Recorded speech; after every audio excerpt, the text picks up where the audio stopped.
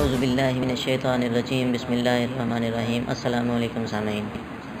ایک دفعہ کا ذکر ہے کہ بادشاہ نے اعلان کیا کہ میری سلطنت میں جو سب سے بڑا بے وقوف ہے اسے پیش کرو۔ بادشاہ بھی بادشاہ ہی ہوتے ہیں۔ خیر حکم تھا، عمل ہوا اور بے وقوف کے نام سے سینکڑوں لوگ پیش کر دیے گئے۔ بادشاہ نے سب کا امتحان لیا اور فائنل راؤنڈ میں ایک شخص کامیاب بے وقوف قرار پایا۔ بادشاہ نے اپنے گلے سے ایک قیمتی ہار اتار کر اس بے وقوف کے گلے میں ڈال دیا۔ وہ بے وقوف اعزاز پا کر اپنے گھر لوٹ گیا۔ ایک عرصے کے بعد بے وقوف بادشاہ سے ملنے کے خیال سے آیا۔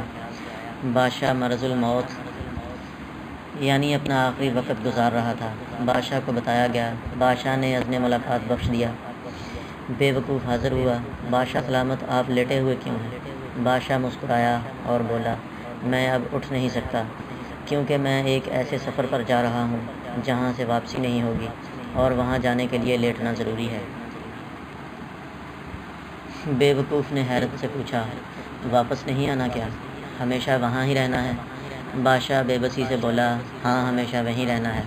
تو آپ نے تو وہاں یقیناً بہت بڑا محل، بڑے باغیچے، بہت سے غلام، بہت سی بیگمات اور بہت سامان عیش روانہ کر دیا ہوگا۔ بے وقوف نے کہا۔ بادشاہ چیخ مار کر رو پڑا۔ بے وقوف حیرت سے بادشاہ کو دیکھتا رہا۔ اسے سمجھ نہ آئی کہ بادشاہ کیوں رو پڑا ہے۔ نہیں، میں نے وہاں ایک جھونپڑی بھی نہیں بنائی۔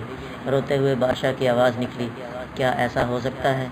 آپ سب سے زیادہ سمجھدار ہیں۔ جب آپ کو پتہ ہے ہمیشہ وہاں رہنا ہے، ضرور انتظام کیا ہوگا۔ افسوس، صد افسوس کہ میں نے کوئی انتظام نہیں کیا۔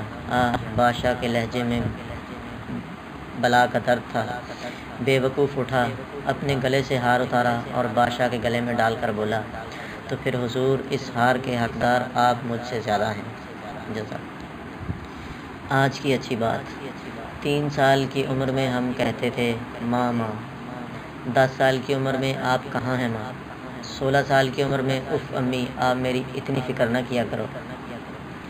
20 سال کی عمر میں اب مجھے اس گھر میں نہیں رہنا ہے بس۔ 25 سال کی عمر میں امی ایک تو آپ بولتی بہت ہیں۔ 35 سال کی عمر میں میں اپنی ماں کو کھونا نہیں چاہتا۔ 50 سال کی عمر میں میں اپنا سب کچھ لٹانے کو تیار ہوں، بس کوئی میری ماں واپس لے آئے۔ یاد رکھو، ماں صرف ایک ہی ہوتی ہے۔